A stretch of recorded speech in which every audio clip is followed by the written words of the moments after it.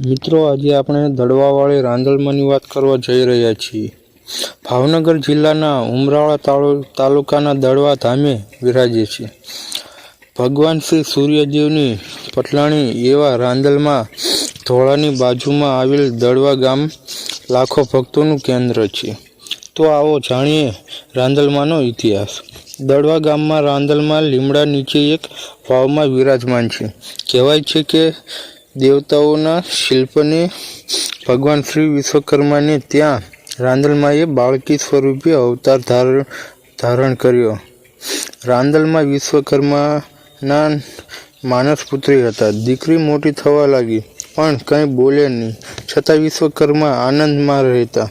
પણ એક દિવસ રાંદલમાં પિતા વિશ્વકર્માને કહે છે કે હું પૃથ્વીલોકમાં જઈ લોકોના દુખડા ભાંગીશ. આટલું કહી રાંદલમાં પૃથ્વીલોકે પધારે છે.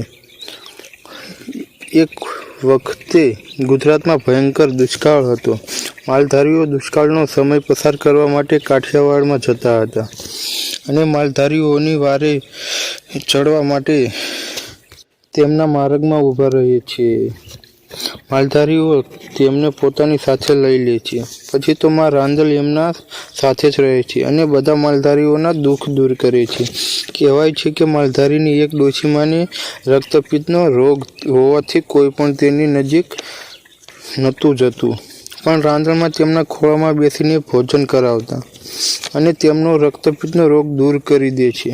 આમ વર્ષો સુધી માં રાંદલ માલધારીઓની સાથે જ રહે છે. પછી રાંદલમાં પોતાના ભક્તોને મંદિર બનાવવાનું કહી અદૃશ્ય થઈ ગયા અને દેવલોકમાં પધારે છે. પછી પિતા વિશ્વકર્મા રાંદલમાંના લગ્ન સૂર્યદેવ સાથે કરાવી દે છે. દડવા ગામમાં એક લીમડાનું વૃક્ષ પણ આવેલું છે. કહેવાય છે કે આ લીમડાની એક ડાળ મીઠી છે. અહીં વાવમાં આવેલું અખૂટ પાણી ક્યારેય સુકાતું નથી. એ જ વાવમાં વિરાજે છે માં રવિ રાંદલમાં. દડવા ગામમાં આવેલ મંદિર 125 વર્ષ જૂનું છે. આ રાંદલમાંના સાનિધ્યમાં રાંદલ તેડવા માટે 108 લોટાનો કોલ બંધાયો છે. અહીં ભગવાન શ્રી સૂર્યદેવ રવિ રાંદલમાંને બેસાડી મૃત્યુલોકમાં પાછા લઈ જતા હતા. એ જ વખતે સૂર્યદેવના રથનું પૈડું તૂટેલું એ જ જગ્યા ઉપર હાલ સૂર્યદેવના ખૂબ જ સુંદર અને અતિ ભવ્ય રચના દર્શન કરવામાં આવી છે. અહીં દિનેશગીરી બાપુના પૂર્વજો આ મંદિરની સેવા સાકરી કરતા હતા અને પછી પૂજ્ય બાપુ સેવા કરવા લાગ્યા. 2006ની સાલમાં તેમને આ કાર્ય સોંપ્યા. પછી આ મંદિરનું જીર્ણોદ્ધાર કરવામાં આવ્યું અને હાલ અન્ય ઘણી બધી સેવાઓ ચાલુ છે.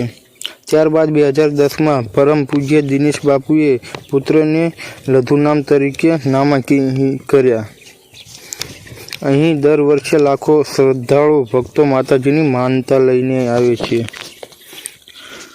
ચૈત્ર માસ તેમજ દર રવિવારે અને પૂનમના દિવસે હજારો ભક્તો માતાજીના દર્શને આવે છે. ખાસ તો રાંદલમાંને વાંજા વેણ ભાંગનાર દેવ તરીકે પૂજવામાં આવે છે અને હજારો ભક્તોના ઘરે રાંદલમાંએ પારણા બંધાવ્યા છે. તેથી રાંદલમાંની મૂર્તિ પણ હાથમાં બાળક તેડેલું હોય અને પોતાના ભક્તોને અર્પણ કરતા હોય એવી બનાવવામાં આવી છે.